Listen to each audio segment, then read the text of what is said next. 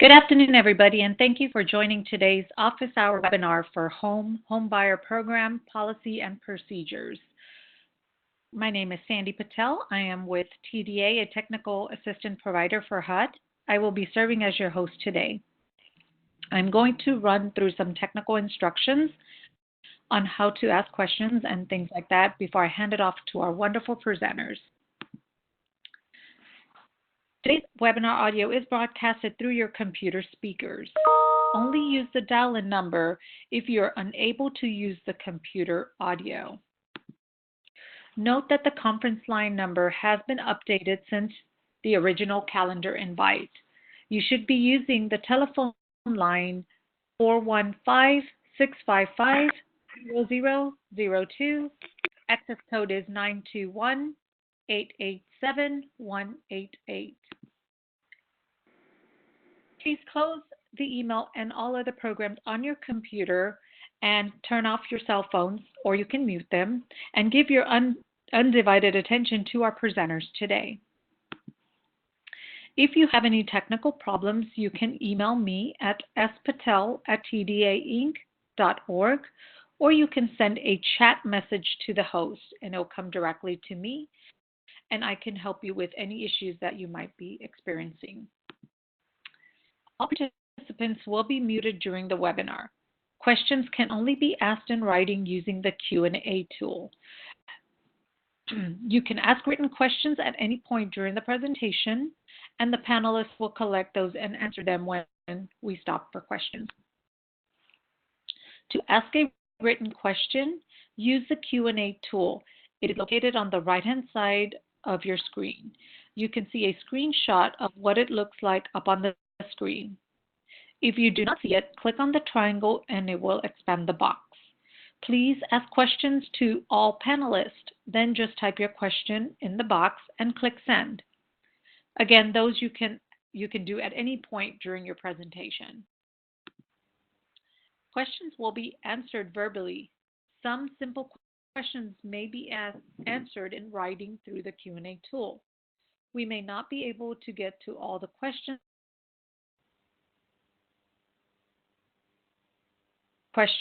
If you are a PJ, please contact your HUD field office.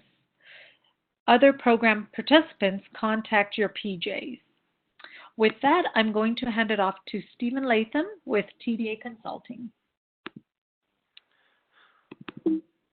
Thank you, Sandy, and good afternoon, everyone. I'm going to pull up the presentation slides here, and we'll get going. So again, today we're doing an office hours webinar. This is a follow-up to the webinar we did on Tuesday around CPD 1809, covering the requirement for homebuyer program policies and procedures in the home program. As things were on Monday, I'm happy to be joined by Monty Frank, the principal at the Frank Consulting Group, who, if you've been around the home program for any length of time, you've heard from before. So it's always great to be working with Monty. The program obviously is run by HUD's Office of Affordable Housing Programs, and so they're the ones that have sponsored the webinar today. And a couple of things to note. We do have available for download via a Google Drive link the slides for today's webinar, just like we did earlier in the week. We also have the option for you to download CPD Notice 1809 and the Homebuyer Policies Checklist that we released on Tuesday as well. You can use the Google Drive link that is in the chat box. If for some reason you don't see the chat on the right-hand side, at the bottom of your screen, there's some little bubbles that you can turn various things on, and there's one that looks like a cartoon bubble where somebody's talking in a comic strip or something, and that will open or close the chat. So just a couple of things there. For those of you who can hear me right now, this slide doesn't matter, but we did have some confusion as a result of having to update the conference line due to some back-end technical issues. So if you're watching and cannot hear us, hopefully you're reading, and you can see that you can use this updated conference line to access the webinar. So we just want to leave that up for a moment. So while we leave that up for a second, I'll just see if Monty has anything he wants to say. Hi, everybody. Long time no talk to, huh? I guess it's been a couple of days since we've spoken, and I look forward to answering your questions today. Thanks, Steve. Yep, thank you, Monty. So we'll let Sandy continue to handle any of the questions around some of the technical difficulties that inevitably come up with this type of modality, and we'll go ahead and move on. So the goals from today's webinar is really the office hours is designed to just give us a chance to go back and review some key points from Tuesday's webinar, mostly to talk about things where we saw various constellations of questions and issues that came in through that webinar, through the evaluations that you filled out after, et cetera. So we want to kind of try to address as many of those unanswered questions from earlier in the week as possible, as well as get back to additional Q&A that may come in today. Again, just as a reminder to everybody, of course, both this webinar and the one from Tuesday are being recorded, and we will be posting the slides and the transcripts and the recording to the HUD Exchange here over the next couple of weeks. So those are our goals for today. I'm going to move on next and acknowledge one of the limitations. There were a whole series of questions that came in that really are related to some of the topics we talked about, but are really themselves completely separate topics. So we're going to talk in just a minute a little bit about some resources for you for income determination, resale, recapture, and some other issues. But we just want to acknowledge that some of the questions that came in earlier this week are really kind of separate topics that are too expansive and or too technical to address in this webinar. They're really kind of outside of the scope. We want to give you a few resources for those, and we also want everybody to understand that we very clearly shared that feedback and the demand for more training on these topics with HUD, and so that's going to go into their kind of planning and thinking about additional TA opportunities. So we're going to kind of hit on those for a few minutes, just pointing out some of those things and some resources that are available to you, even though we can't necessarily get into all the detailed questions that we know people still had. The first of those is there was a whole series of questions around issues related to really just income determination and not necessarily the whole discussion we had about income for underwriting versus income for eligibility, but really the overall income eligibility process. So just about a year ago, HUD sponsored a webinar called Determining Income for the Home Program. That was done by another one of the TA providers, ICF. Many of you have come across them as well. And so that was held last June. That recording is available on the HUD Exchange. So we've given you the web address for that, but knowing that you may not be able to write it down very quickly. Also, if you're going to the HUD Exchange, first in the upper portion of the toolbar or the intro to the HUD Exchange page, you can click on Trainings. And then there's a search box, and if you type in Determining Income for the Home Program and then click the search button, it will take you right to that training, and you can listen to the recording. You can download the additional resources that they had available, everything there. So if some of your questions are around the mechanics of doing the income eligibility process, doing the income determination to make sure that someone falls below the 80% AMI limit that comes with all units in the home program, that's going to be the resource for you to go back and look at. Also, just as a quick reminder, tomorrow, June 28th, is when the 2019 home income and rent limits that were released earlier this month go into effect. So if you're not aware that there are new home and income limits that were published for 2019, please go back after this session and go to the HUD Exchange and look those up. Those become effective tomorrow.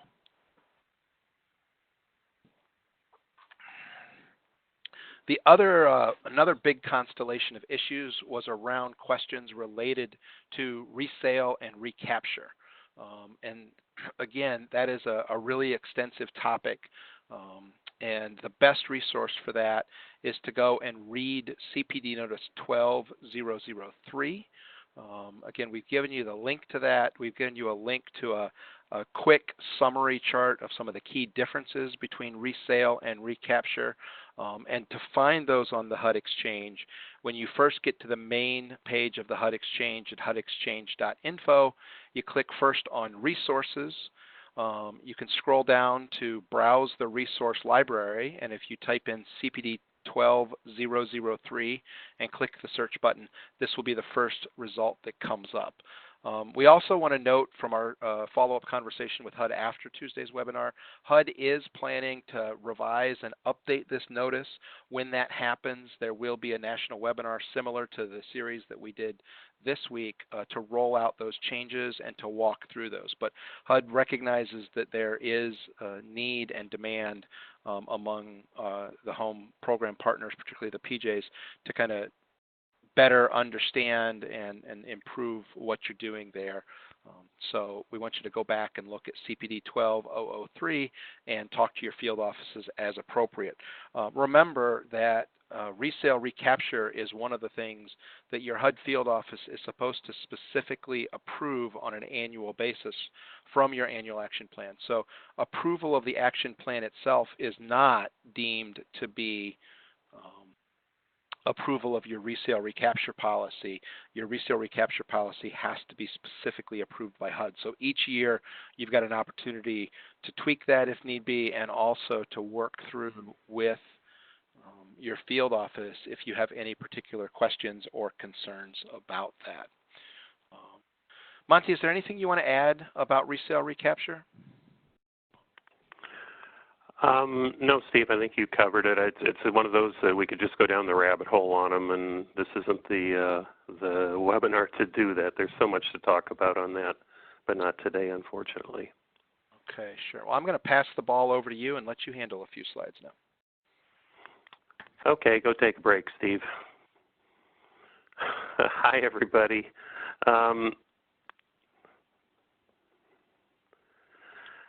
There were a couple of other questions that came up that were issues related to home rules that weren't specific to the PJ Homebuyer policies. A couple of the questions came in on homeownership value limits and how they applied. I think people were listening to a discussion of figuring out how much a household could afford in terms of the mortgage, and was wondering about the connection between the homeownership price and value limits and those mortgage amounts that are determined by this. These are two separate issues. The homeownership price and value limits still apply. They are on the home website. We show you on the link on the screen, as well as pointing where the program limits are on the right-hand side of that HUD Exchange web page for home. And you should go check the limits that apply to your properties.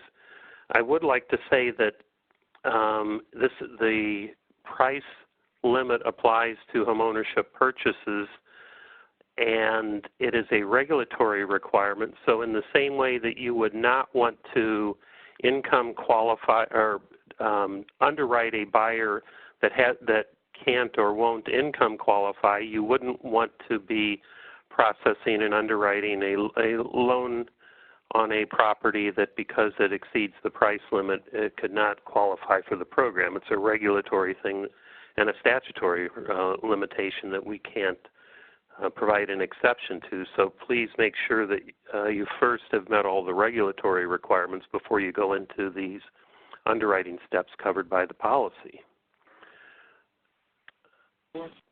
I'd also like to point out that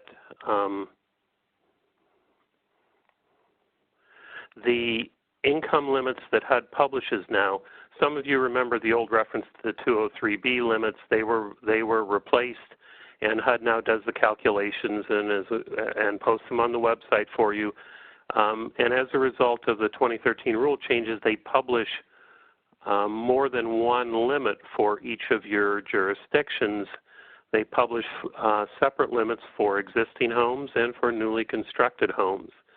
They also publish it for 1, 2, 3, and 4 unit properties to be able to deal with things like duplexes and triple deckers that can be done under home ownership. But most of you are only going to need the one unit column, and you'll notice that there would be a one unit limit for existing homes and then one on the right for newly constructed.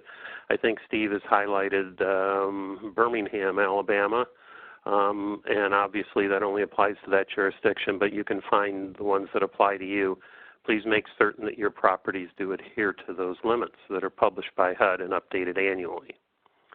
Hey, Monty, the other topic. Oh, go ahead, Steve. Can I jump in for a second? If you could back up the slide. We had two questions come in. So the first question is about the home ownership value limit and the purchase price. Is the limit based on the contract price or the appraisal? And really, what we're talking about here is the price at which the house sells. So the contract. If it turns out that you're close to the limit and somebody is buying a house for $175,000 and the limit is $177,000. If the Branks appraisal comes back and happens to say it was maybe worth $180,000, the sales price itself was still the $175,000.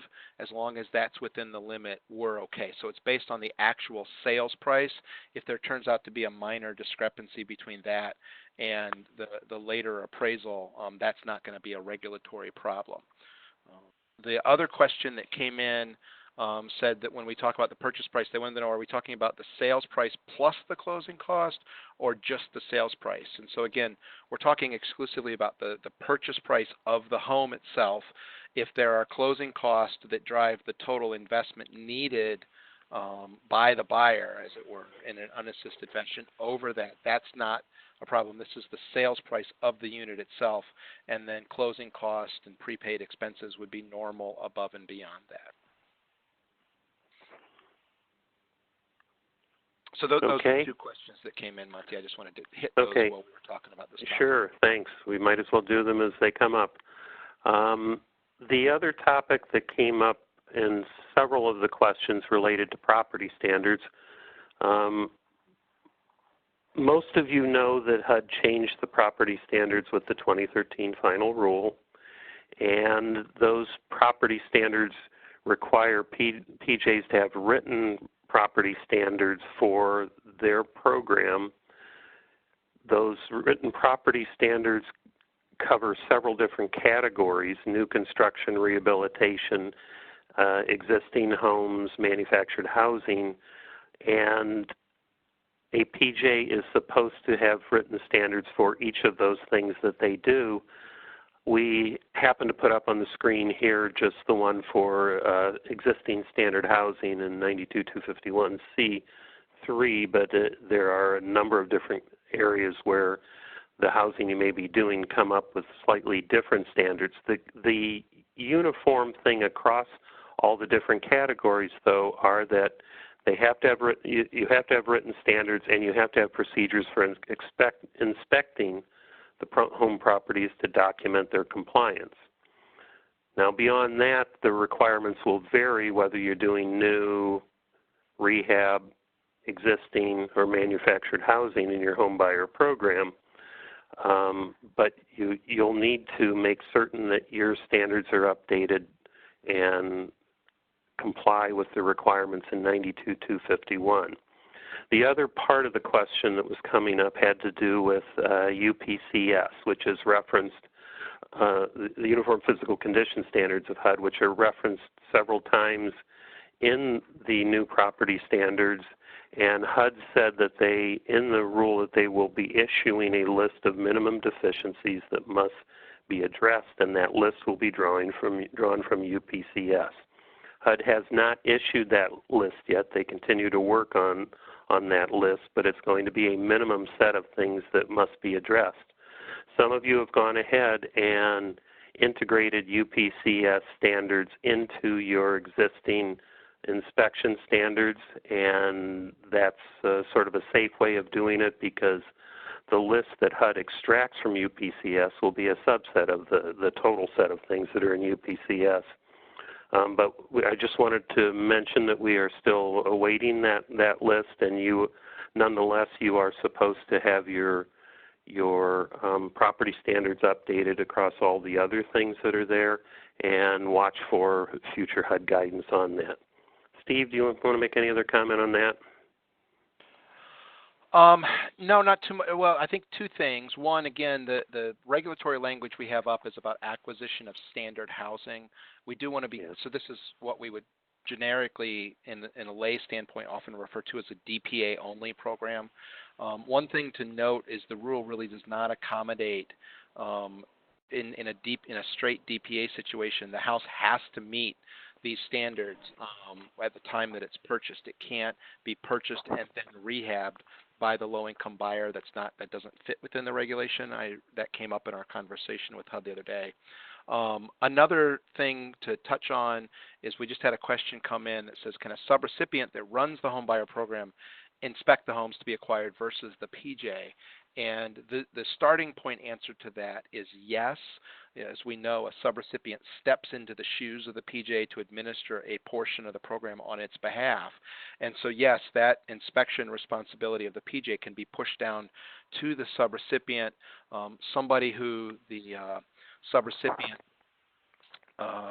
is an employee of the subrecipient or a procured contractor of the subrecipient can be doing that inspection. The exception is going to be if that subrecipient is also the first mortgage lender.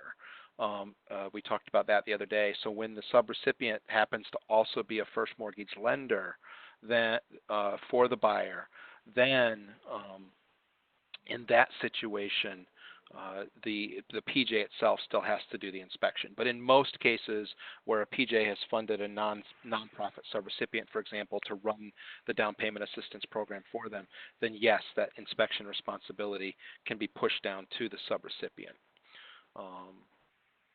And then I think we just saw another question come in to kind of follow up on the point I made about 203Ks being allowed in a straight DPA program.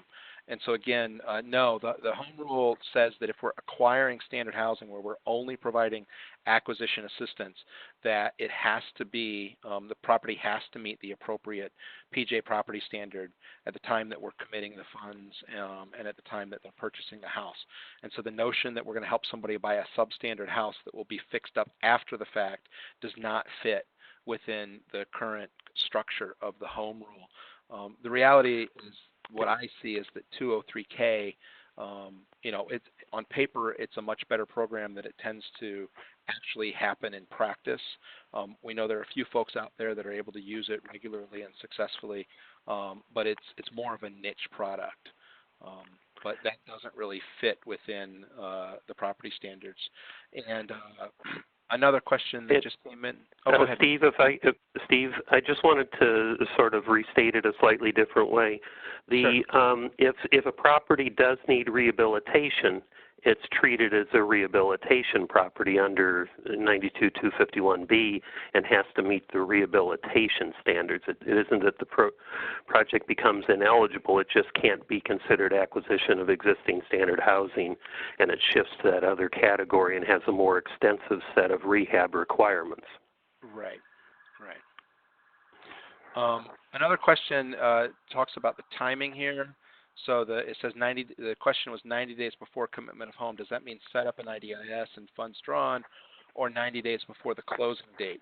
So the commitment of home funds in HUD's view is actually when we enter into the written agreement to provide the home assistance, the home written agreement, which in the case of a down payment assistance project is often supplemented by a note and a mortgage to secure that assistance. The commitment is the date we enter into that written agreement, and until we've entered into the written agreement, we are not supposed to be putting these projects into IDIS. And so the closing sometimes may happen a few days later, but the commitment is the written agreement. That is a pre-requirement to putting the project in IDIS. So make sure that we understand the timing of that. Steve, I also see that we got a question on certified home inspectors in relation to these property standards inspections. Do you want to comment on that? Yeah. So as a buyer, if I want to get a home inspection that's a great thing. Actually, I think most of HUD's counseling encourages buyers to get home inspections from a third-party professional. I did that the last time I bought a home. That said, that is not an acceptable replacement for the PJ's inspection responsibility. The PJ needs to be inspecting to its own standard. The home inspector is using some sort of a standard that, is not necessarily a standard that we know what that is. It may be that the PJ has contracted with somebody who is in fact also a home inspector, and that would be permissible because that person now is under contract to the PJ and is acting on the PJ's behalf. But a home inspection that is obtained by the buyer is an important consumer information piece for buyers to have, is not the same thing and is not an acceptable substitute. Similarly, one of the things that we regularly had before was people saying, well, the bank had the house appraised and the appraiser did an inspection. As long as it passed that, isn't this enough? And that's never been enough. It's always been the PJ's responsibility to ensure that the house being purchased through a DPA program meets its appropriate standards. Okay, thanks, Steve. We probably should move on because otherwise we'll be stuck here on property standards all day. Yeah. The other topic that was raised in a couple of questions on Tuesday, Steve, was the FHA mortgagee letter 2019-06, which was issued and then was suspended and implementation was delayed. A lot of comments and concerns came from state HFAs and other lenders about what it means. This is an FHA requirement. It's not a home requirement. We're not able to really give much guidance right now because the implementation's been delayed. We don't know whether there will be any changes before it proceeds. But for most PJs, this should not be a major issue. The thing that if this goes into effect, that will be required is that the lenders are going to need a letter from you that certifies that these funds that you're providing, the assistance that you're providing to the buyer, are the government funds and you're acting in a governmental capacity in doing it. We've not seen a format for that yet, but I'm assuming that when and if this is implemented, there will be a fairly standard letter or language or verbiage that will be used. And the PJs will just have to sign that to acknowledge it, and I don't see it changing things for many of the PJs except potentially some state HFAs and others who are also direct loan originators, and I know they're still working on that issue. The other thing we wanted to mention was that if you do have questions about FHA lending, the HUD Office of Affordable Housing Programs refers you to the FHA home ownership centers to ask those questions because it's not really an area that the home program staff can answer. It's got to be answered by FHA staff, so we've provided you a link, both a phone number and a web link to get to those home ownership questions and get them answered.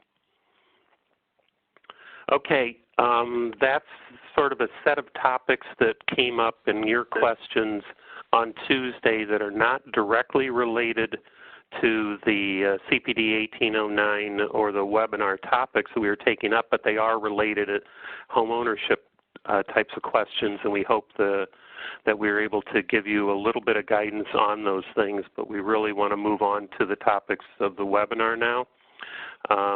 And talk about, again, some of the questions you had and some additional clarifications we can provide on the requirement for PJs to have homebuyer program policies. And in particular, we are looking to go in a little more depth into some of the buyer underwriting issues, responsible lending issues, and counseling requirements, and then we'll wrap up with some next steps. At this point, I'm going to hand the ball back to Steve and let him take on the buyer underwriting questions.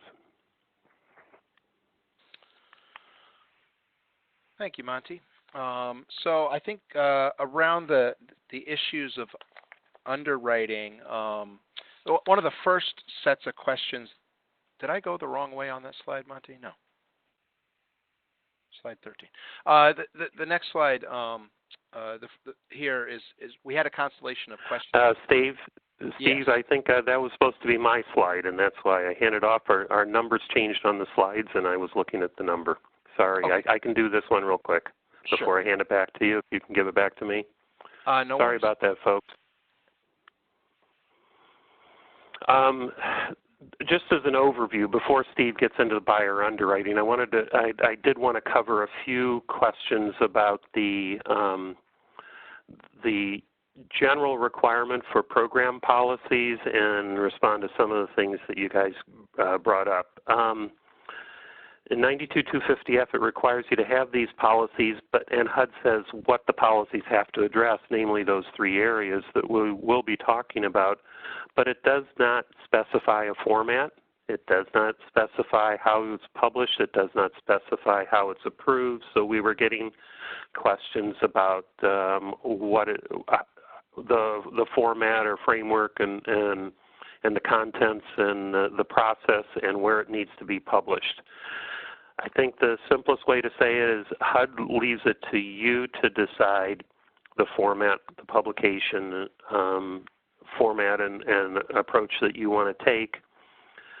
There isn't a regulatory requirement. However, as I discussed yesterday, it's important for transparency and for fair treatment that you have these standards and that these be available to all program participants, both your buyers and your program partners, in whatever role they're in.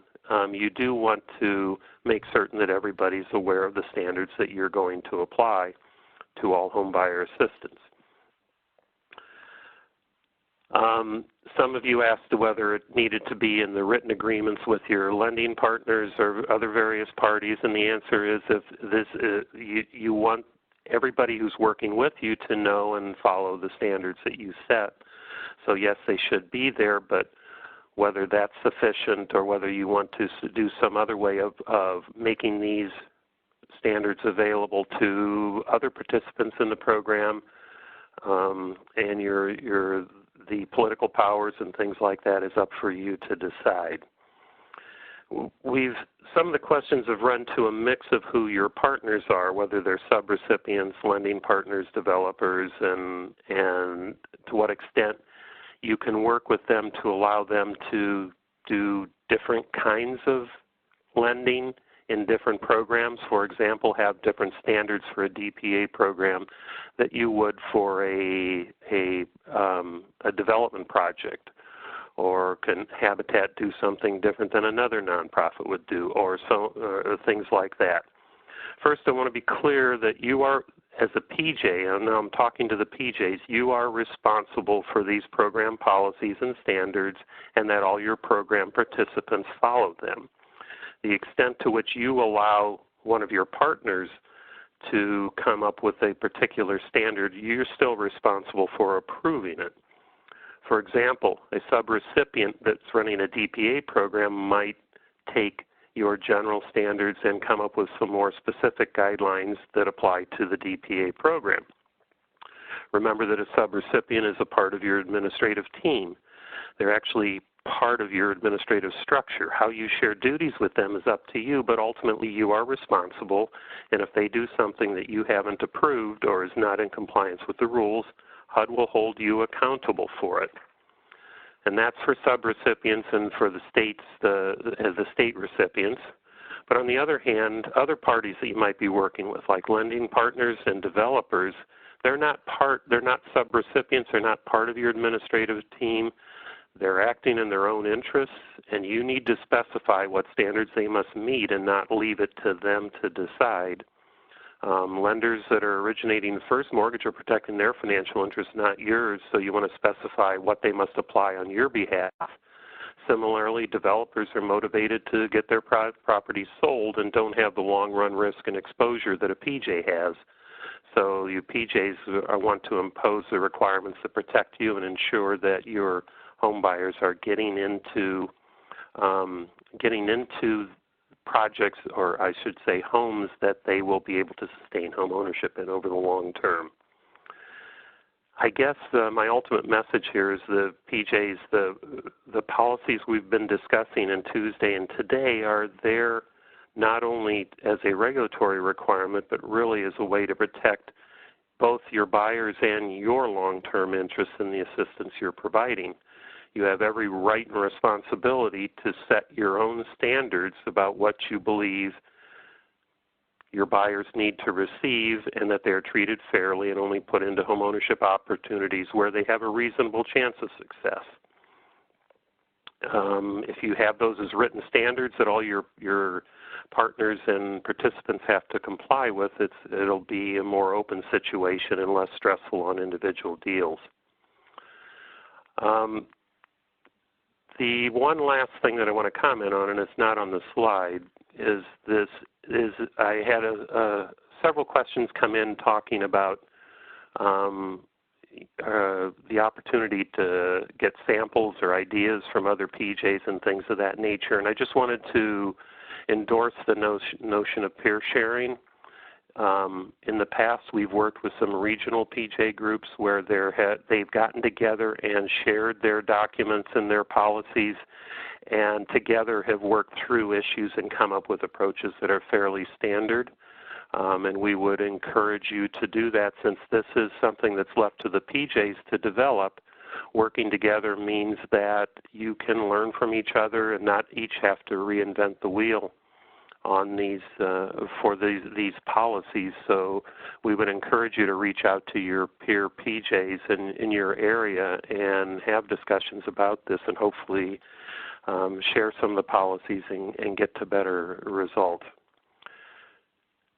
Now, Steve, I can finally hand it back to you. Sure. Thank you, Monty. And before we advance to the next slide, I see one question that I want to go back and just reiterate, I think, a point that you made. This question says, where did we say that the policies and procedures have to be published and approved by HUD? And I want to be clear, I don't think that's what we did say, or not what we're trying to say. HUD has a general expectation that you have written policies and procedures. That's part of what they will monitor you on. The notion of having written policies and procedures does implicitly expect that we've made those available to our partners, to the recipients of our assistance, so that people know what the rules of the road are. The specific manner in which those are published, whether you have a guidebook that anybody can walk into the office and get, or whether it's on your website, or whether you put it in administrative rules, that will vary from PJ to PJ. The other point to make is that the policies and procedures around underwriting are not something that HUD specifically approves. So we had a lot of people asking, does HUD have to sign off on these? They don't per se, they will monitor. The one thing that is a related point that we did touch on is your resale recapture policy is one area that HUD does have to specifically approve on an annual basis, but that's not about underwriting per se. So I just wanted to make sure we didn't inadvertently leave somebody with the wrong impression based on that question that came in. Okay, so as Monty said, the next constellation of questions really kind of were around various underwriting issues, and one of the first things that several people kind of ask about were, well, how do we go about determining what a reasonable assistance level is when we're trying to say, like, hey, in no case do we give more than $30,000 or $40,000 or $10,000 to any given buyer. And when we work with PJs, what we really suggest is that what you really need to think about is two key issues. Who are the buyers that we're trying to serve? How much purchasing power do they have? And what are the houses that we're trying to help them buy? And so, in effect, when we determine how much assistance we're providing, if the target profile of my buyer, who I want to be able to serve, and the sort of lower end of who I want to be able to serve is people making, say, $30,000 a year that can afford a $90,000 mortgage or more.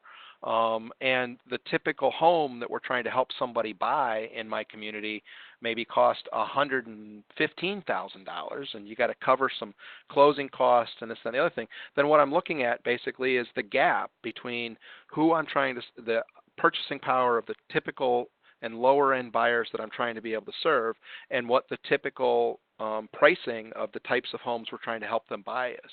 If I have a program design that says I'm not going to give anybody more than $20,000, but I want to serve people that can only afford 90 and a typical house costs 120, then I'm going to have a real problem in my program because I've got a disconnect between the market realities and the amount of assistance that I'm providing. On the other hand, if who we're trying to serve needs, give or take $30,000 of assistance, then I probably don't want to have a program design that says we'll give somebody up to 60, because at that point either we're encouraging people to go out and buy a lot more than they need, or we're putting a lot more assistance in than is necessary to serve the folks that we're trying to help. So, there's obviously a whole lot more to it, but the key issue here in terms of trying to think about how we set these sorts of limits is to be very deliberate in thinking about who's the target that we're trying to serve, what's their purchasing power, how does that compare to what it takes in my market.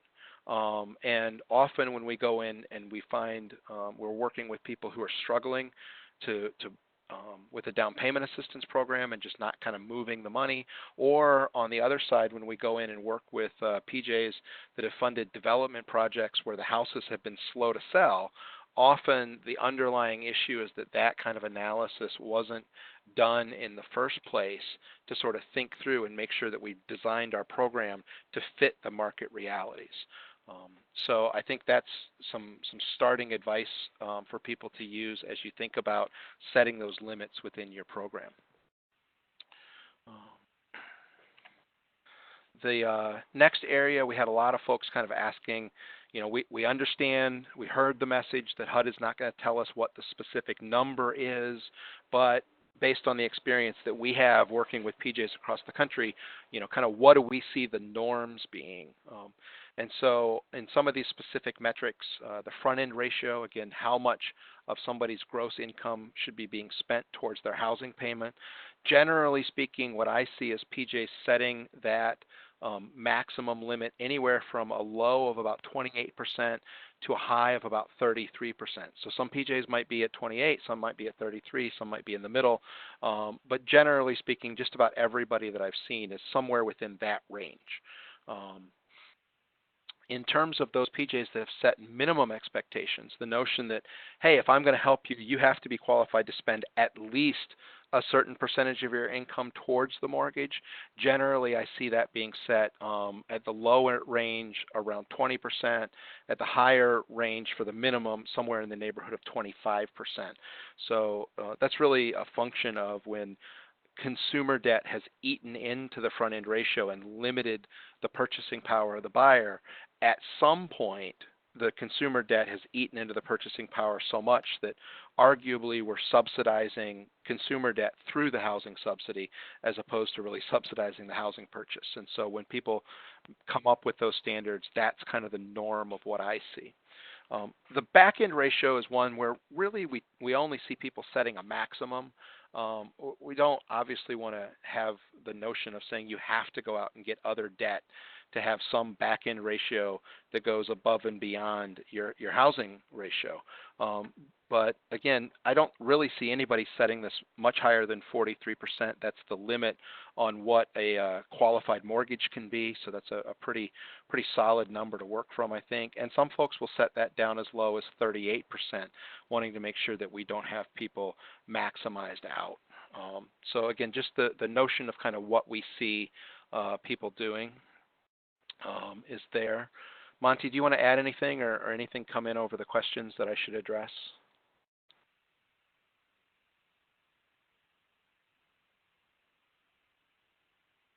Okay, I'll keep going. And then when we talk about... I'm sorry, I'm sorry, Steve, I was on mute. Sure. There was one that came in that was about having the minimum front ratio and it being based only on the first mortgage and how that might affect decisions about families that and not take into account any other loans that are in the deal. Do you have any more comments on the role of the minimum ratio and how it's applied? Yeah, so the people that when I see folks doing this, what we tend to look at is really sort of saying, if first of all, there are some markets where uh, housing is reasonably affordable.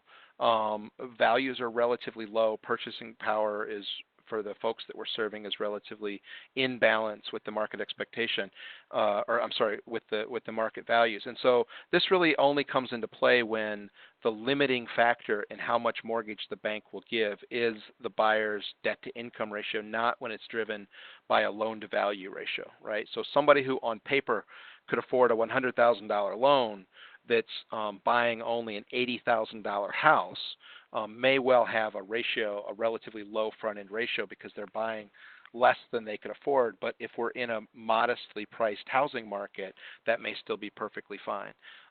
Generally, again, the question is, at what point is the consumer debt so much that it has backed off of how much is available to the front end ratio?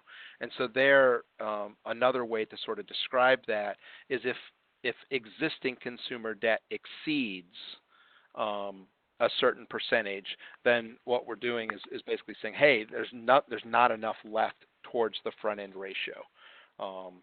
And so again, they're looking to say that this person could be qualified from a ratio standpoint to spend at least 20%, 25% of their income towards their housing. If you apply just a ratio analysis where we say we don't want somebody spending more than 40% on the back end ratio, no more than 30% on the front end ratio, but they already have 25% of their income going to consumer debt purely on ratio analysis, then they could qualify for a loan so long as that loan didn't have a payment greater than 15% of their monthly income. At that point, many PJs have said, you know what, that's not what we're trying to do, is to subsidize somebody's housing when their purchasing power is so limited by their existing debt, not by their ability to make the housing payment per se. Does that make more sense?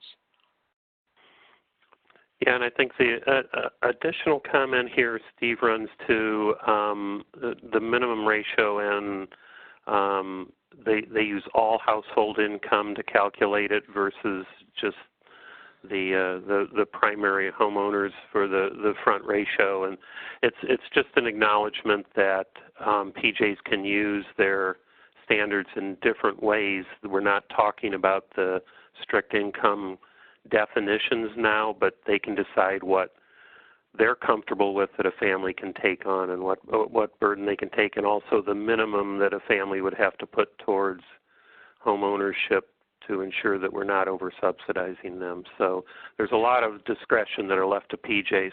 Steve, there was one other question, though, about do we have to have a back-end ratio? If an applicant can get a primary loan, but the back-end ratio might be a little high, do we have to have a set back-end ratio, or can we look at that on a case-by-case basis, I guess?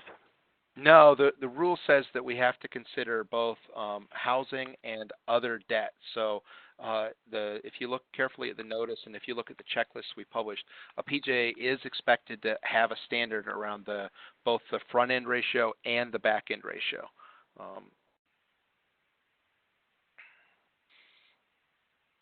So I think, again, HUD's not telling you what the number needs to be, but you do have to set a standard. Yep. Okay, that's it. The next area that people were kind of wanted to explore a little bit more is this discussion we had about which assets we consider for underwriting, and recognizing that that may be different than the assets that we look at when we're doing income qualification under the Part 5 definition. So again, to be very clear, what we're saying, we're not trying to say that anything about the Part 5 definition of assets has changed. So when we're doing income determination, we still have to consider non-cash assets. While we recognize many of these things are not common, but things like collectibles or other real estate, as well as tax-preferred accounts like 401ks, IRAs, health savings accounts, or 529 college savings plans.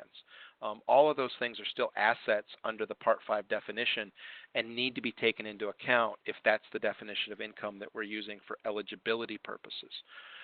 But when we're looking and saying what assets do we expect a buyer to invest towards their purchase and which assets do we consider to be available towards the purchase, most PJs will define that to only look at liquid assets, right? Assets that are readily convertible to cash. So we wouldn't necessarily look at somebody's Beanie Baby collection, even if conceptually that has some value.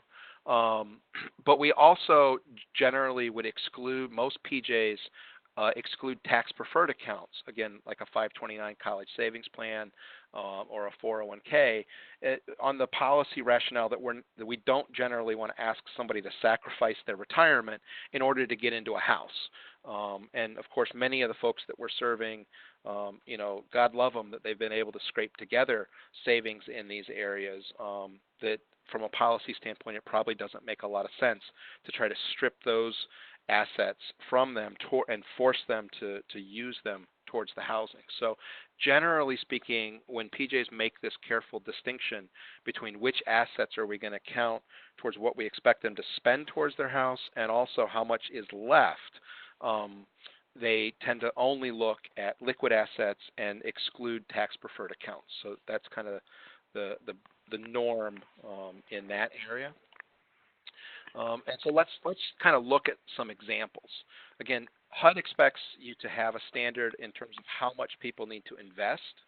That we need to have a standard that says, hey, this is the upper limit on assets. If they have more than X, at this point, maybe we expect them to invest even more towards the purchase.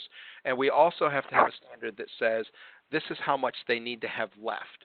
And so some common standards that I've seen are, again, these are examples, but a PJ might have said, look, we want our buyers to invest at least 1% towards the purchase price. If they have more than $20,000 in liquid assets, then the amount over 20 needs to be invested as well. And at the end of the day, we want to see that they have 3 times the monthly mortgage payment left. So we're going to do some examples here and see how that might work in the real world. We're going to use a nice simplified assumption of a purchase price of $125,000 and a primary mortgage payment, total all-in principal, interest, taxes, and insurance, mortgage insurance if that's necessary, at $1,000. And so our first buyer, we have liquid assets of $5,000. Maybe it's all nice and clean in a savings account. We're expecting that they make a minimum investment of 1% of the purchase price, so that's $1,250. That would leave them with $3,750. It has to be at least 3 times the monthly mortgage payment. That's at least $3,000. So hey, this is exactly where we want to be. This scenario is one that we could definitely proceed on.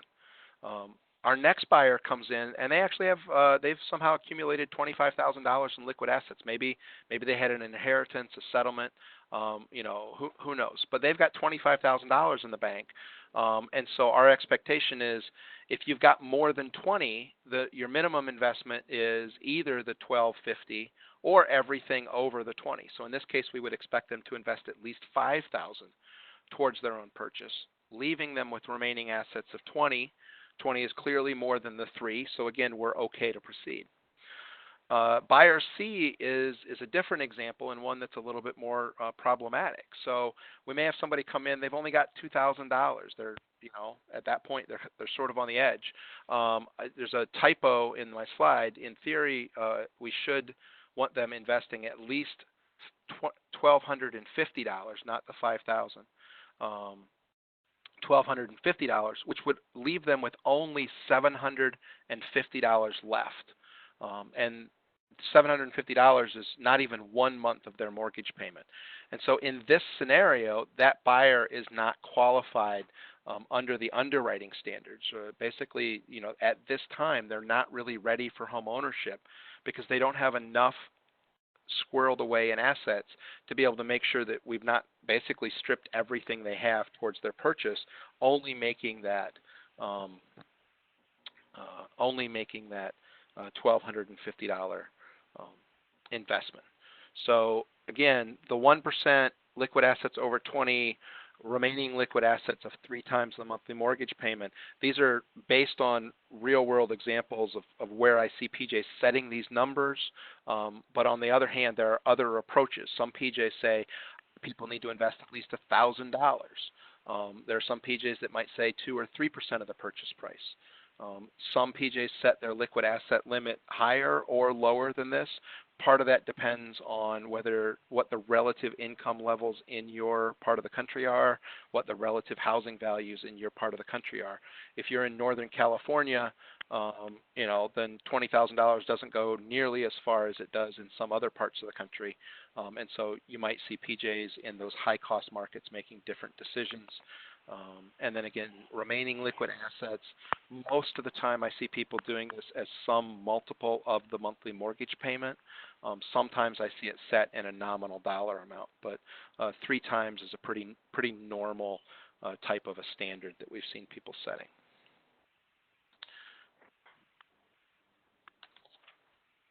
Okay. Any questions coming up that you want me to try to get to, Monty? No, I think you handled it in your example, and you just stressed that this is just an example and some sample standards that a PJ could have. The important thing here is that it's number one, it's up to the PJ to decide what those standards are, and then to equally apply them, so that everybody's treated fairly, and this will run directly to the determination of a reasonable amount of assistance for each household. So it's another one of those examples of how they might get away from where they're giving everybody the same amount of assistance. Yeah, exactly. And I know that as I've talked to people about this notion of looking at the remaining assets is probably one of the areas that is sort of new to a lot of people. It's not something that a lot of PJs that have already had standards like this in the past had been doing. But when we step back and think about it, it does make a lot of sense, right? If somebody has no money left, they put everything they have towards getting into the house. How are they going to manage if the car breaks down 2 weeks later, or in spite of our best efforts to do inspections and help them buy a quality house that the furnace gives out that winter because it was a lemon and nobody could have known that. If people don't have a little bit in reserve, we're putting their ownership at risk. And so the challenge is setting that level that's the right level that balances those different interests. But HUD puts that hard work on you, but does say you've got to have a standard here.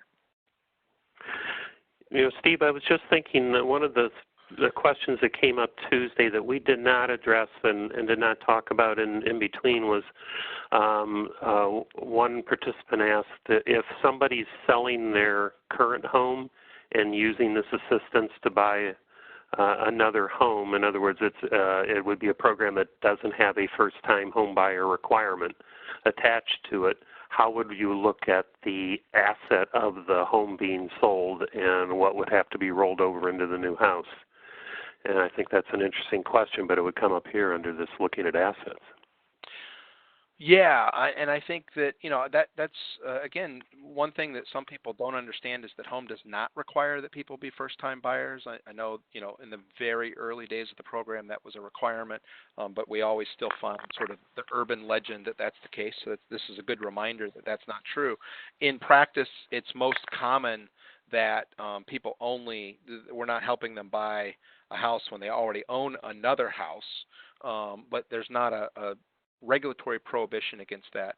Most PJs, as a part of their local program design that I've seen, expect that people have sold their other house before they actually close on the new one, and then look at the anticipated equity coming out of that as a resource available towards that asset limit. On the other hand, we do have situations where somebody may have partial ownership of another home because it was a family home that somebody died and it's been left to them and their siblings. It's completely in a different jurisdiction, and there it's generally seen under the Part 5 definition. It's a real estate interest, so it is an asset. But it's not a liquid asset in that it's readily convertible to cash. So I think when we know that there's a planned sale, generally I think PJs are looking at the net proceeds of that sale as an asset that will be available towards the purchase.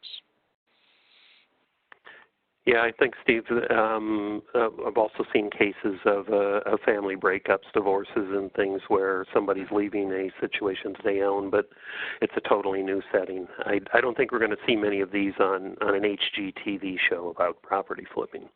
Right. Right. Yeah. No, I mean, a lot of this stuff we really are kind of talking about scenarios that are really at the margins. Yeah. Okay. I, so I think the thing that's important when we talk about these some of these specific metrics is at the end of the day, what we have to recognize is the end implication is that not everybody who comes through our door who is income eligible is going to qualify. I think we all recognize that in the abstract, but it sometimes what I find is we don't always realize that as much until we have to sit down and really put these specific items into our local policy and grapple with them. So some of our there are people that want some assistance, that are income eligible, that are really interested, but they need more assistance than what the PJ allows. Um, they may not have sufficient assets. It's going to take every penny they have, and they're not going to be left.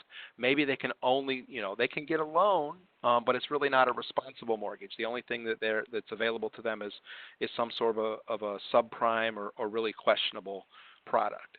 At the same time, not everybody who a lender is willing to make some sort of a loan to is going to qualify under our standards.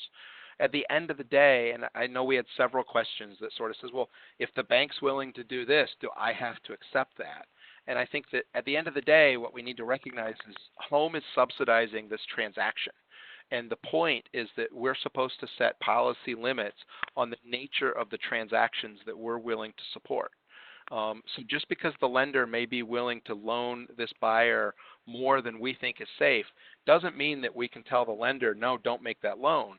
But it also doesn't mean that we have to subsidize that transaction. If the lender's only willing to offer a subprime loan and not a loan that meets our standards for a responsible mortgage, we don't have any obligation to subsidize that transaction. We're only investing in transactions that meet our standards, and that the bank is also willing to say meets their standards. But there will be cases where they don't meet our standards, even though somebody somewhere is willing to lend them money. And I think it's important. I always think it's important to acknowledge this, to try to preemptively deal with that. And as much as we can, we know that in the real world and on the street and at the local level, these can be difficult conversations sometimes. So the clearer you can be about your expectations and about your standards on the front end, we do start to temper some of those expectations where people who are not involved day to day in our program sometimes presume things about what they want us to do or what they think we should be doing that really don't fit within the program's within the program structure. So all of these decisions lead at the end of the day to defining the parameters of which transactions we're willing to support versus which transactions we're not. And I think it's just important to acknowledge that and also to remember that when we're coming up with defining what our underwriting standards are. Anything you want to add to that, Monty? No, but we've had a couple more questions come in on your topic, Steve, if you want to go to those. Okay, sure. One of them had to do with use of home funds for closing costs as part of down payment assistance and what might be able to be included, and in particular the question was about prepaids as part of closing costs. Sure.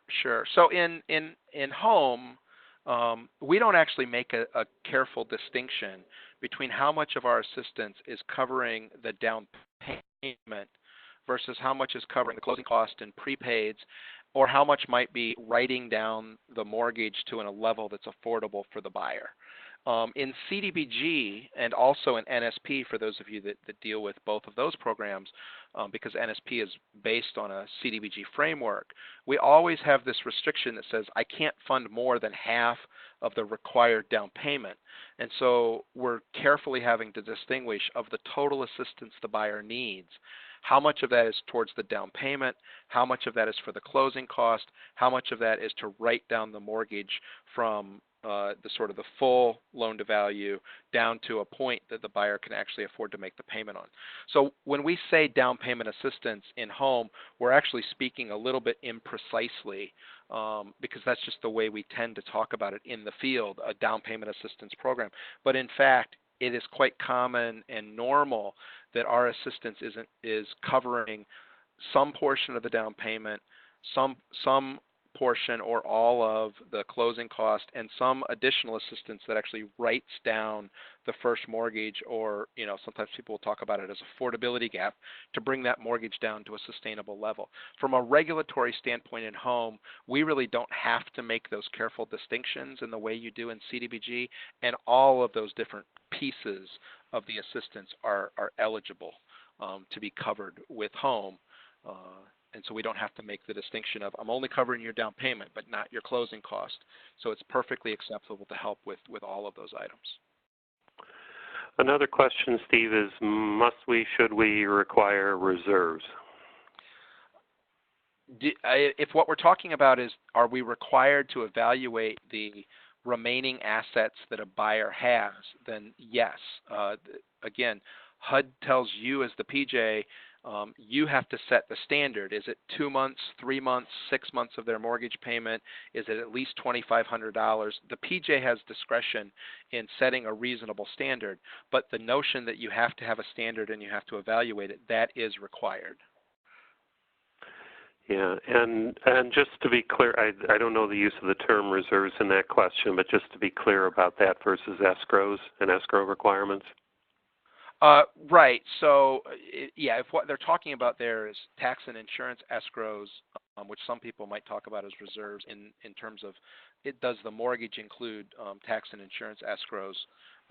What most PJs have determined is we don't want to help somebody buy a house if the first mortgage is not including those, because many of our buyers are just that they don't have the resources necessarily to always be able to put that aside. That is a common policy choice, not a requirement, but it's certainly something that PJs should consider as whether or not they would want to help somebody into a first mortgage that did not collect those tax and insurance escrows.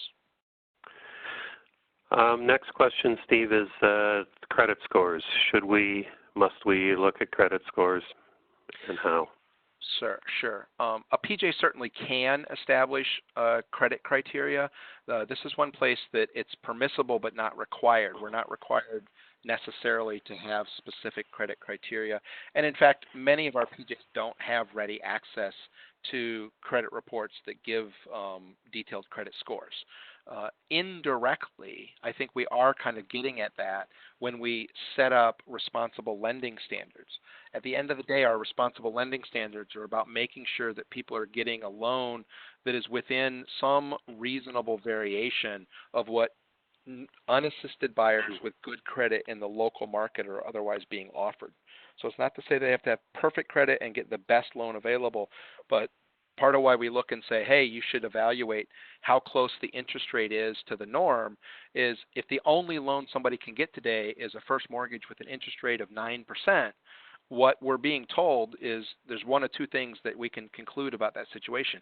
Either they're not very creditworthy and the bank is seeing them as a huge risk, or they're being ripped off.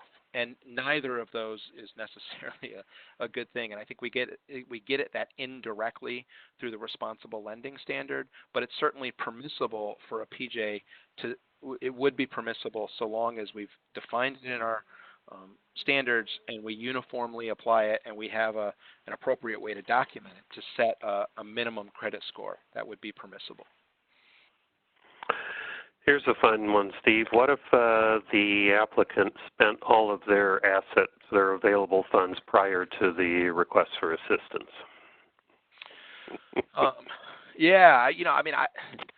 First of all, I think that never say never. There's a lot of strange situations that we see.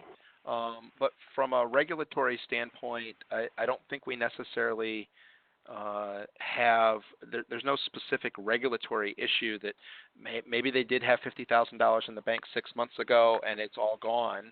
I suppose people might sort of say, where did it go? Are we sure that their current financial situation is sustainable if they've burned through their savings that quickly.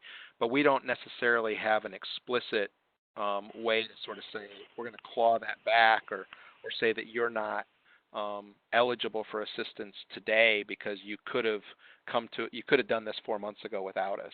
I think that's a challenging situation. I also, however, do think that it's something that is much less rare in the wild, as it were, than in the popular imagination of a lot of folks. I'm sure the questioner is asking because they've seen one of those situations in the real world, but I think overwhelmingly it's pretty rare. I think the comment that I would add, Steve, is we all hit situations that we look at and we say, do they really need the assistance, or would they have needed our assistance if they had done what I consider to be responsible?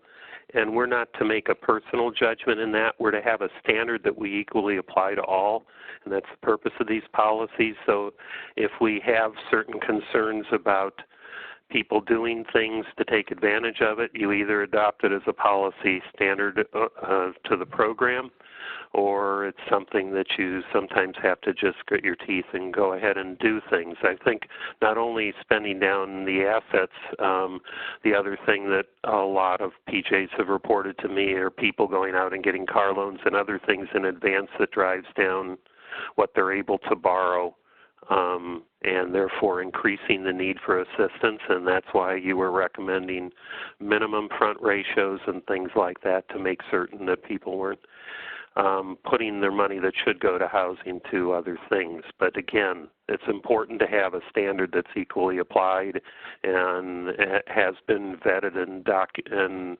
approved, rather than simply making a case-by-case judgment on these, where we would get into risks of fair housing violations and other kinds of things if we do it on a case-by-case basis. Yeah, absolutely. Absolutely. And then one last question, Steve, was, and it actually came up the other day, and I'm not sure we responded to it. The questioner was asking about a home loan that goes out 30 years and comes due at the end of 30 years, and questions like that run to the loan terms that are on the home loan itself, and whether they are deferred or amortizing, whether there's a balloon due at the end, or whether it's deferred due on sale, or whether it's deferred declining, disappearing. All those kinds of decisions are made locally and are not part of the regulatory framework. The PJ decides how it invests its home funds and how it would be repaid. So once the appropriate assistance amount is determined in the process that you've described, Steve, the terms of that loan are entirely a local policy decision, and it wasn't part of what we discussed here, but it is part of the program design that each PJ has to determine for itself. Yeah, I would agree. I think the one place where they could interact, obviously, is in the rare circumstance that a PJ was providing the home assistance in the form of an amortizing loan, which is technically permissible, but again, rarely done in practice. Then you would obviously have to incorporate the payment on that home loan into your evaluation of the ratios. Yep. Okay. I think that's enough of those questions for now. Sure.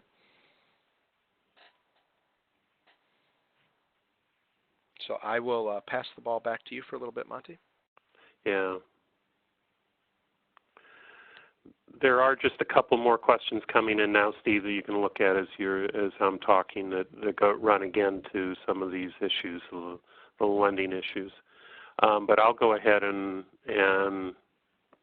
cover some of the other topics, and then we can come back to those at the end. The second area of a required policy was responsible lending, and as you may recall, I talked the other day about the purpose of a responsible lending policy is to ensure that any senior debt, like first mortgages or trust deeds, that the PJ gets behind with its home assistance has reasonable terms, and the low-income buyer has a reasonable chance to sustain that. HUD offered the qualified mortgage standards of CFPB as a starting point, but only as a starting point. and some of your questions ran to where you can get access to those standards, and the link is on the screen. It will take you to the page at the CFPB. For those of you who really want to dig into the underwriting aspects of qualified mortgages, the document that I look at, and it's not on your screen, but if you Google the CFPB Small Entity Compliance Guide, that lays out for small lenders how CFPB sees applying some of these principles of the qualified mortgage and the higher price loans, and what CFPB considers a good faith determination by a lender. And so, again, for those of you who really want to dig into this, I would suggest you download the Small Entity Compliance Guide. We talked about the things that were not allowed to be called a qualified mortgage, and I think the point that I made the other day was primarily that some things that are qualified mortgages you might not want to approve as a PJ, and there are some things that are not qualified mortgages that you might want to approve as a PJ. And so you have to consider both of those things. That's why we called qualified mortgage standards as just a start. For example, qualified mortgages permitted adjustable rates, and do you want to allow those, or do you not want to allow those? And there may be other things in the qualified mortgage standards that are not something that you would find acceptable, including higher priced loans, which are not eliminated from the qualified mortgage standards. And again, as we talked the other day, there are lenders that do not have to meet qualified mortgage standards, including state HFAs and rural development and habitat and other special lenders. And obviously, some of your buyers will be using those loans as well, and it's appropriate. And there could be some situations where it's something, like in a higher cost area where something greater than a 30-year term even makes sense. So it's up to you to decide what you want to accept, both things that don't qualify as a qualified mortgage and those that are in fact qualified mortgages that you find unacceptable. So what lenders do you want to work with? Do you want to permit adjustable rate mortgages? Do you want to allow for higher cost loans? Or do you want to have interest rate caps, which we'll talk on the next slide? Whether you want to limit fees or points beyond qualified mortgage limit of 3%, or rule out certain fees or points that you won't pay in that mix, and whether you allow for loan terms other than 30 years, which is the standard under qualified mortgages. So those are all things that you need to consider, even though you might be starting with the qualified mortgage standard as your starting point. In terms of the interest rate limits, we talked about the fact that higher price loans are defined in the CFPB standards using the FFIEC average prime offer rate, and FFIEC, which is not easy to say, is the Federal Financial Institute Examination Council.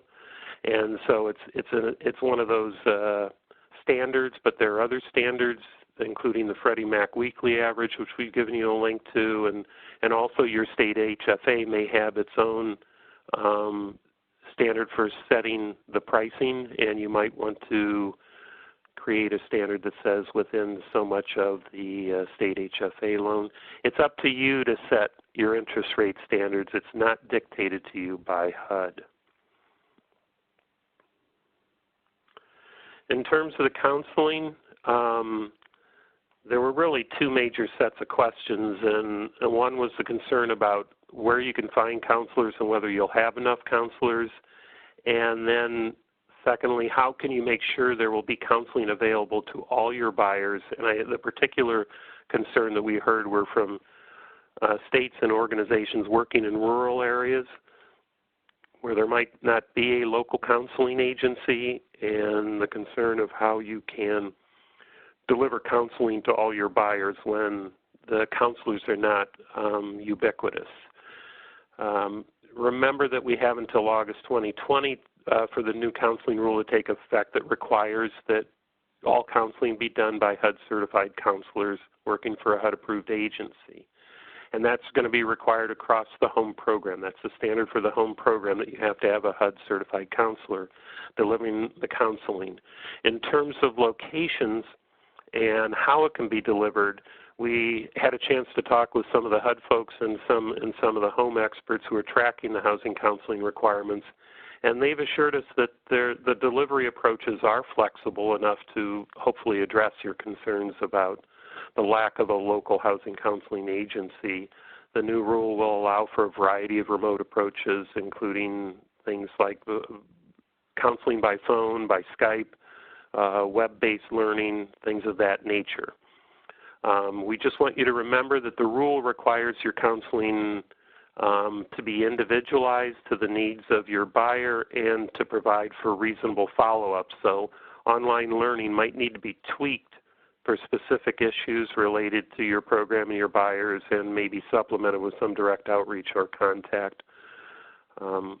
We also were urged to encourage you to begin your outreach now to your counseling agencies and to try to build your network now and identify those agencies that are going to meet the new certification requirements, and try to identify the gaps that will exist in your network and figure out how to fill those gaps so that you can avoid a stoppage or a slowdown in your program when the new requirements take effect in August of 2020. So you're encouraged to get on this issue now, even though it's still a good year away. Again, we're giving you the link on this slide, just where you can go to identify your counselors that are already recognized by HUD. You see not only the page link up top, but the arrow pointing to the button you can push on that page. It's going to take you to the same HUD counseling page that has always existed, but the link is in HUD Exchange. And we urge you to use this housing counseling page as your reference to this. Again, this is a rule that is not controlled by the home program folks. They simply are required to have their program comply with this new rule. So if you're going to need additional support, you're going to have to reach out to the HUD staff that work with the housing counseling program and this regulation to give you support.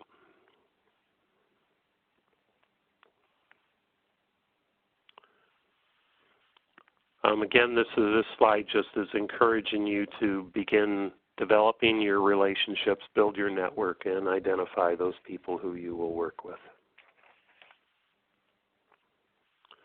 With that, Steve, I'm going to hand it back to you. Do we have questions from those topics? Well, I imagine some of those topics will be continuing to come in, but let's cover some of the other ones that I see. So I see a question about if the front or back end ratio are a little higher than our standard, can they be approved? Again, I think there's 2 points. I mean, one is there's always going to be scenarios that we didn't anticipate. There may be a good cause for some sort of an exception, particularly sometimes as a reasonable accommodation to a household that has some sort of a disability. And so none of these things should be seen as, carved in stone tablets brought down from the mountain to be, forever memorialized exactly as is. So there's always the opportunity to update your standards. There's always an ability, I think, within, not violating some other law, to make reasonable waivers if needed. But anytime you're doing that, I think it's a good practice to go back and say, is this a function of where our policy can be refined so that it addresses this issue moving forward, and we don't have people feeling like we're just doing everything on an ad hoc case-by-case basis. So if there's a good reason to provide a marginal waiver, I think that's fine, but I would be concerned about somebody that, every file had some sort of an exception within it. I think there's another question here about, can the loan to value be over 100% if we're assisting with the down payment, closing cost, and gap?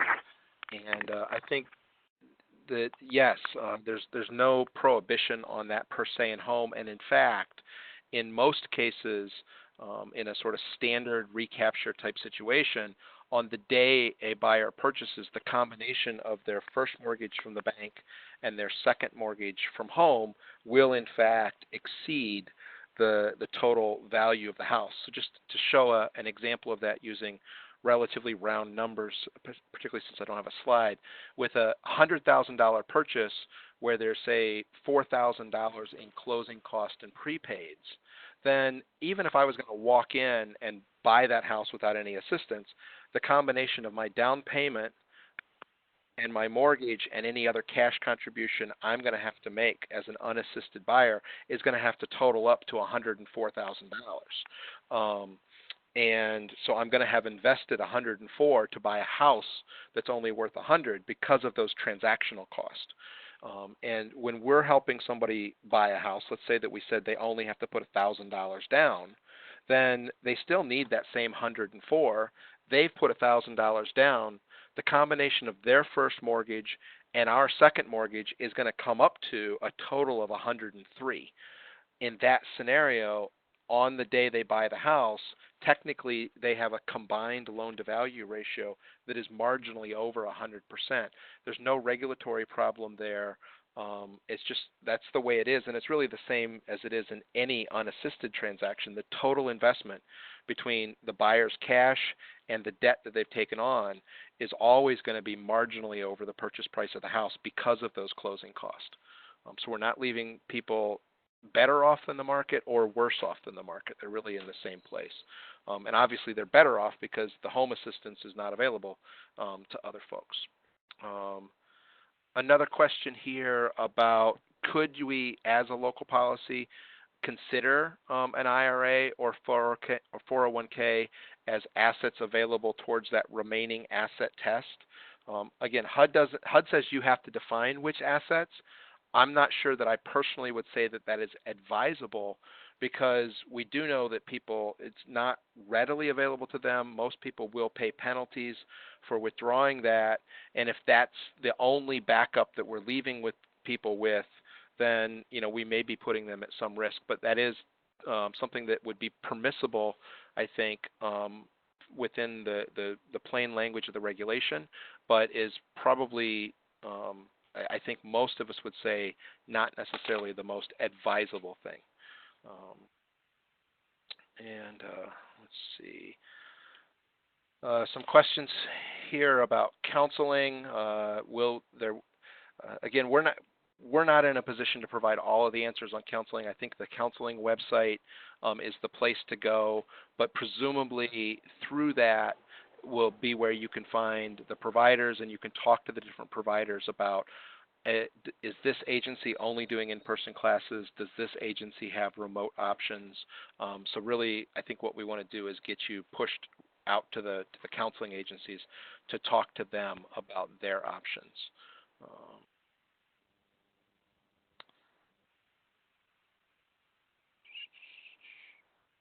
Let's see, I'm just looking. Steve, there was one about the monthly expenses of the family. If you could comment on that again as to what those are.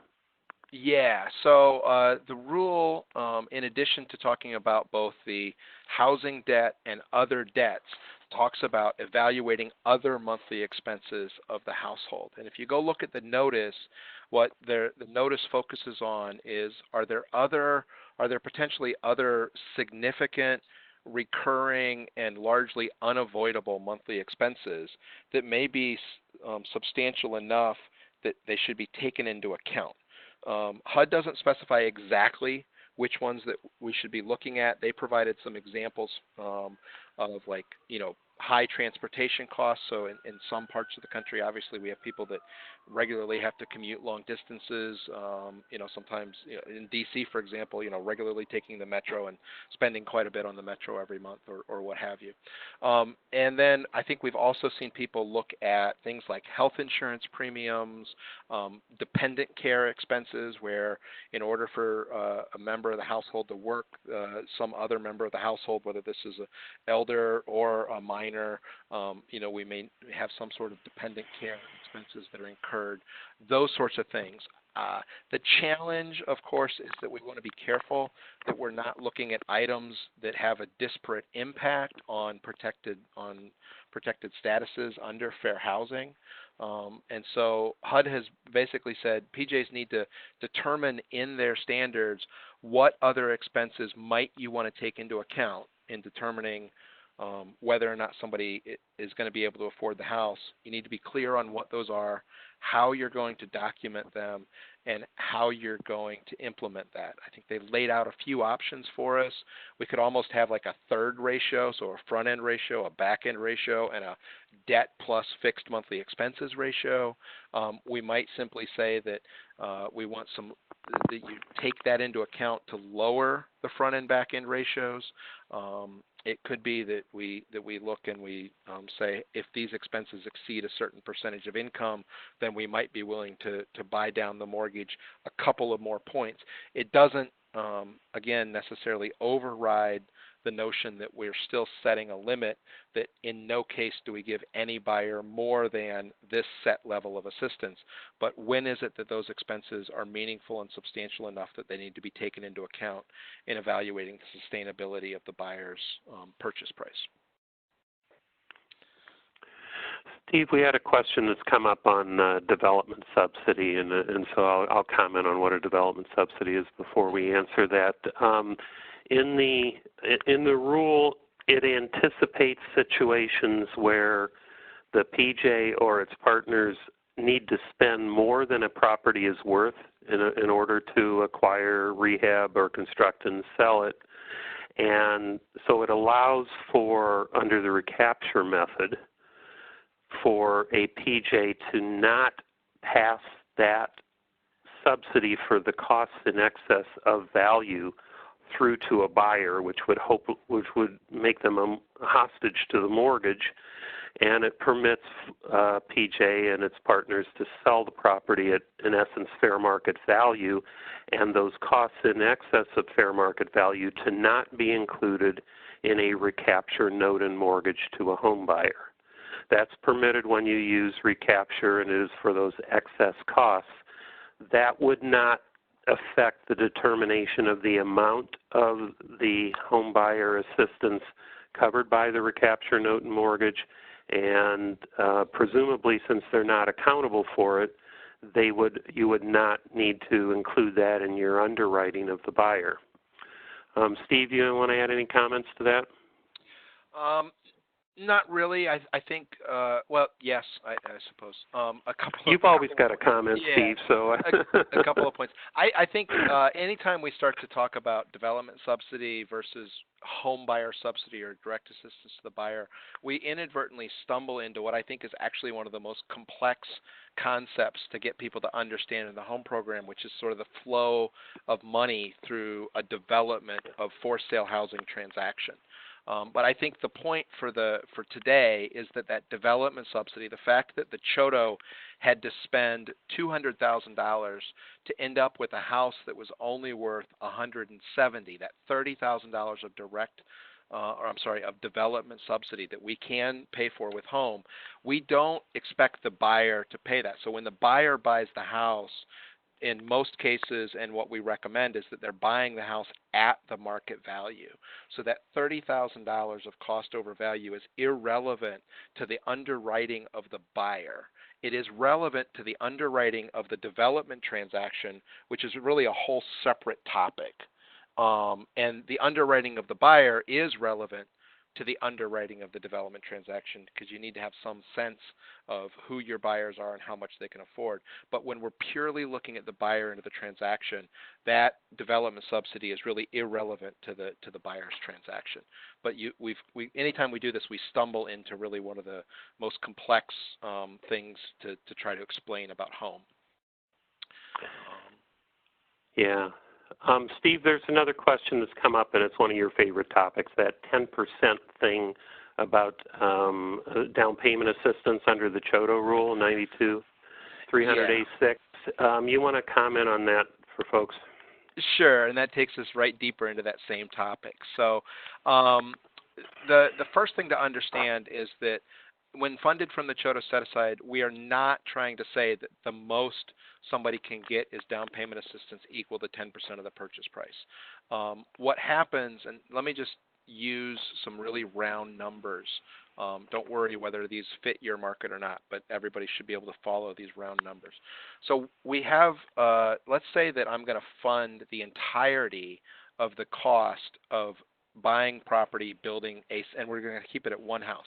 So I'm going to give a Chodo $200,000 to go out and buy the lot, build the house, get paid a reasonable development fee, etc. That's their all-in cost. Just like I said a minute ago, we've got a market value when we're done of 170. So all else being equal, $30,000 of what I gave to that Chodo is going to be go away in development subsidy. We're not going to ask the buyer to pay that back. Now the buyer walks in, and to buy that $170,000 house, we're going to ignore closing costs for a minute.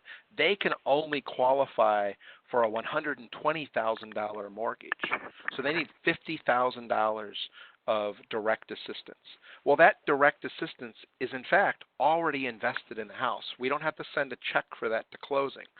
All else being equal, if the Chodo sold that house for 170, the PJ might well say, we want all 170 of that back as our program income we provided you in effect with construction financing.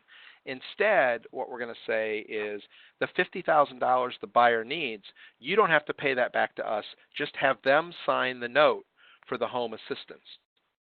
We refer to that as assistance that has passed through the Chodo to the buyer. There is no particular limit on that from a numeric standpoint other than the fact that we have to have underwritten the buyer and that they're getting the assistance that they need. So that the whole topic that we've been talking about this week.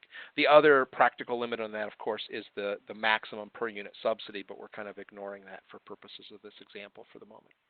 It's only in a situation where we find out that we didn't fund the entirety of the development cost with home. Some of it, let's say, was funded with a construction loan from the bank. And we didn't have enough assistance to pass through to the buyer to cover what they needed, and that we do need to send an additional check to closing as sort of additional direct assistance. In that scenario, the most that we can charge to the Chodo set-aside is equal to 10% of what we've already funded towards the development of the project. But even there, if the buyer needs more, we can do that. It's just the PJ can't charge that to the Chodo set-aside. It can only be charged to the entitlement, the so-called entitlement portion or EN portion of the grant for those of you that deal with IDIS on a regular basis. It's really, like I said, we're in the most complex discussion of one of the most complex discussions about home. But that hopefully kind of gives folks some ideas. Thanks, Steve. I'm sure people's heads are spinning right now, and let me just sort of summarize by saying, first of all, the discussion Steve just had only applies to Chodos using the set-aside. The purpose of this restriction is to make sure that the bulk of the funds that you receive from the set-aside are being used in the development of the project and are not just coming in at the end to assist the buyer. And so that's a limitation only on Chodos and only on new assistance coming in to assist the buyer at the end of development rather than using it for development. HUD looks at the Chodo set-aside as money that's supposed to be primarily for development. So the mechanics of calculating it are more complicated than they probably should be, but that's the intent.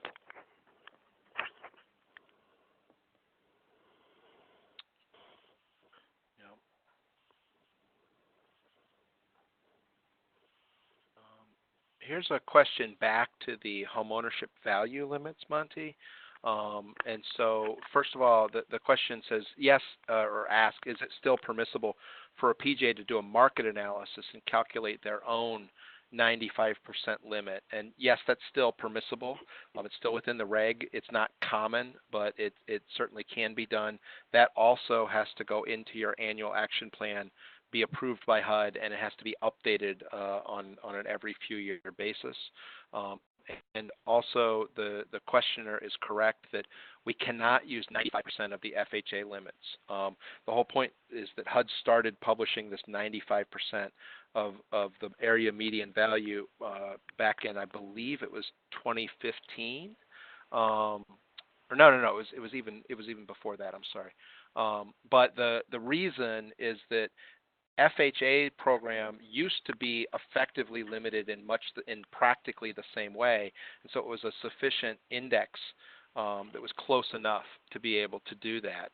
On the other hand, when the financial crisis hit and Congress changed the rules around FHA and how large of a mortgage they could insure, then it no longer bore any relationship to kind of modest housing in the local market, and HUD determined that to meet the statutory requirement of home, we had to calculate that index directly. And so they've now been calculating that index off of data available to them. PJs can still do their own study, but you need to look carefully at those requirements and coordinate with your field office on doing that.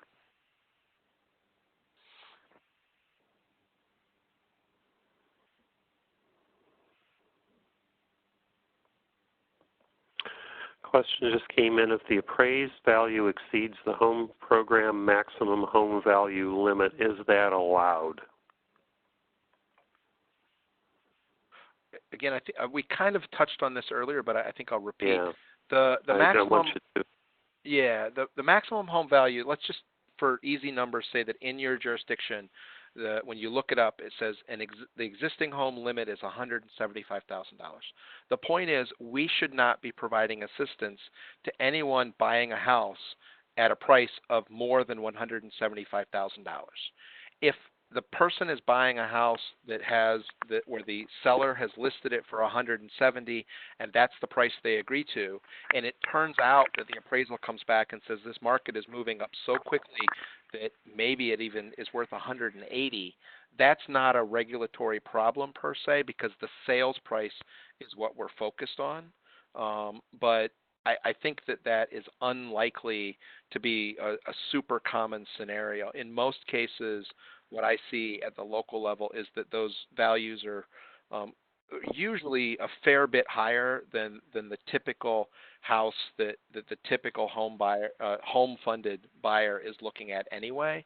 But on the margins, that itself would not be a regulatory problem. But if we said, hey, they happened to find a house that was 180 and the limit's 175, what we're saying is no, it's not permissible to use home to help them buy a house that has a sales price in excess of that limit. There was a question that came in that was getting at back to the CHODO limitation, the 10% limitation on down payment assistance, and with set aside funds. And the question was, so this doesn't apply to CHODO proceeds? And the answer is yes. The CHODO proceeds are defined separately as being funds that can be used for home eligible or other low income housing purposes, so they wouldn't come under the home rule and that particular limitation. Correct. Yeah, I agree. I think we probably should move on with the rest of the slides, Steve. Okay, sure. And we'll pause at the end for one more set of if there's pressing questions and all of that. So next. Again, kind of where do we go from here? So we want to encourage everybody, if you haven't already, to download the checklist. We made that available in Tuesday's downloads, and again today that will be posted shortly to the HUD Exchange. So use that to start to review your own policies and identify where are the areas that we've not addressed an issue, and now you can start to think about, what's the metric that you want to be able to incorporate into your policies. Again, through all of this, remember, anytime you've heard us cite a specific number, we're giving you examples to try to illustrate the point. We've told you some of the things that as TA providers and as consultants helping various PJs directly that we regularly see, but that's just to give you a sense of kind of what's out there. HUD doesn't set the numerical framework. They tell you have to, here's the element that you need to address, you come up with the number. So, always remember that. At the same time, act reasonably. I think, well, HUD doesn't say that they're never, doesn't give you a number. If you come back and say our front end ratio is going to be 75%, you're going to get a lot of side eye at a minimum, as it were. I think the other thing is, again, Monty kind of touched on this earlier. Take some initiative for yourselves. We recognize the limits of the webinars. It's a great addition to the menu, but it should not be the only menu out there in terms of how you get some of this assistance. We think there are a lot of opportunities for local and regional coordination, whether that's through trade associations. We know many of the PJs on the phone may be members of NCDA, some of the state PJs through NCSHA or COSCA, those types of associations. So using the regional meetings, using the national trade shows and meetings that some of those agencies have may be a way to coordinate amongst yourselves and talk about best practices. Many of you are in states where there are state housing conferences, where there's a lot of ongoing education. This could be a ripe topic to kind of talk about amongst yourselves, coordinate, have somebody that's really thought through these issues, present what they're doing. Some of you are in areas where your field offices are doing grantee meetings or grantee calls, so maybe suggest to the field office that you could carve out some time for that kind of thing. We think that's a great idea and a way to kind of take the bull by the horns and take some initiative with all of that. Additionally, some other reminders. Hopefully, we presume that most of you are on the HUD Exchange Home email listserv. That's how you probably found out about the webinar and registered for it. If not, make sure that you've done that, because that is how you're going to hear about future HUD training or the publication of additional guidance, the publication of additional tools, those sorts of things. We know there will still be some questions that we haven't necessarily gotten to. Please continue to type your questions in here.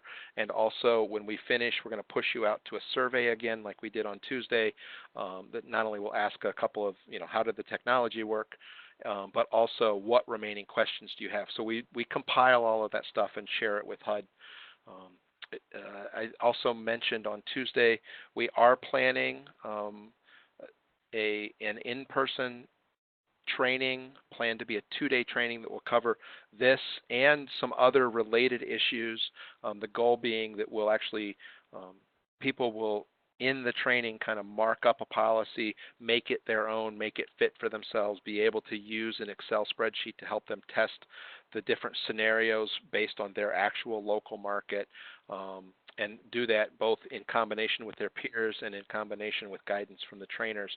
I believe that the tentative plan is to do a pilot of that in Washington, D.C. Shortly after Labor Day. Watch for that, and then I think the goal is to do several more of those at various field office locations across the country following that. So again, make sure you're on the listserv. You'll be one of the first ones. You and 15,000 other people that get those emails will be one of the first ones to know that that's coming. We'll pause for a moment for some questions, but again, I always like to take just a brief moment to thank you for your time and your attention, and most importantly, for the work that you guys are doing in the communities across the country to make these programs successful. So with that, I'm going to see, Monty, do you have other things that you see in the Q&A you'd like us to circle back to? Yeah, I think one interesting that I'd like you to comment on is the one about the timing. When should the PJ or its subrecipient be doing its underwriting analysis relative to or sequenced with a conventional loan underwriter, the first mortgage lender? When should the PJ be doing their piece of it? I think in practice there's a lot of different potential scenarios on the ground locally. In some cases, for example, we see PJs that or subrecipients, obviously acting on behalf of the PJ, where there's some level of of almost pre-qualification underwriting before we even send a buyer out looking for a house. And there, it's hard to do the full underwriting because we don't know exactly which house they're getting, exactly what the taxes and insurance on that house will be, but we can make some generic assumptions about a typical home in the community, typical things, and at least start to say, hey, Monty, how much of a house do we think you ought to be able to afford? What should you be looking at? How much of a mortgage, roughly speaking, with some variation, might you be able to afford? But until we have a specific house at a specific price, and we really can't kind of start to do that full underwriting. And so usually it kind of all comes together closer to the same time. We may have sent you out looking, given you some preliminary estimate, but until you have a specific house and we have a specific offer of mortgage lending to you, we can't kind of put all of those pieces together and make sure that you hit all of our standards and hit all of the lending standards. And so really often there needs to be some coordination between the mortgage lender's underwriting and analysis and the PJ or the subrecipient or whoever the other home program participants analysis, where there's conversation going back and forth. And then you get to the point of the commitment and the closing, which can be a logistical challenge in the best of circumstances. But at some point, we've kind of have to have those numbers locked down so that we can say this is how much we're providing. And in many cases, particularly in a straight down payment-like scenario, we've got to go to finance and get a check cut in advance of the closing. And there will obviously, in some cases, be minor variations at the closing table. Closing on Friday instead of closing on Monday, and the tax prorations change a little bit. Usually that comes out in the wash in terms of, the few extra dollars the buyer may need to bring to the closing table. I don't know if that, there's no silver bullet here, so I don't know if that answers the question specifically, but that's my starting point. Yeah, no, I think, Steve, that I would just add that the more a potential participant goes out knowing what the parameters are for the determining the home assistance that they'd be eligible for before they shop or as they shop is useful, because the thing you're trying to avoid is somebody thinking they can get more assistance than they really can, or they can afford something more than they can. Given that you're doing counseling before you make the commitment and doing some income eligibility and other things up front, having them go out knowing roughly what the parameters are for what assistance would be available from the home perspective would be good, even though, as you said, you can't lock it down until you have a specific home and price. Yeah. And I think that's the same reason that in a perfect world, we want people to be counseled in advance before they're going out and applying for a mortgage loan and seeking to buy a house. We know that in practice, sometimes people have already started that process with the conventional market. They realize there's assistance and then they come back for the counseling. But the more we can get to people early on in the process, orient them to our program, get them counseled so that they're informed consumers, then all of this will go more smoothly. Yeah. Yep. And then a final determination is made when all the numbers are locked down, so that you can say this is how much will be provided. And sometimes those numbers are fluid in the transaction until you get there, but you want to stay within the program parameters that you set through these policies. Mm-hmm. Exactly. I'm not seeing any other questions, and we're getting pretty close to the end, Steve. Okay. Well, I think, again, thank you, everybody. We know it's always, if you're one of the ones who maybe typed in a question that we weren't able to get to, we know it's a little bit frustrating. We will go back through these. We'll use these to try to inform additional future TA, whether that's FAQs that HUD can publish, whether that's other webinars, etc. Again, we will post a recording of this. It usually takes about 2 weeks to get the transcript done, to get the transcription done, to get it cleaned up. The transcriptionist often, when we say, it's always interesting to see how they spell Chodo or any of the other acronyms that we use. But watch for all of these materials to be posted in the HUD Exchange here in the next couple of weeks, and we will again, keep on keeping on, and do everything we can on our end and on HUD's behalf to try to keep giving you resources that are useful to you on the local level. So thank you to everybody. Thank you to Monty. I always like working with you, Monty. Yes. And if you've got any final words, I'll give you the last word. No, thanks. Enjoyed doing it with you, and I hope everybody found it useful. And we'll see you again somewhere down the road. Yep, perfect. So you can go ahead and end everything, Sandy, and push us out to the SurveyMonkey.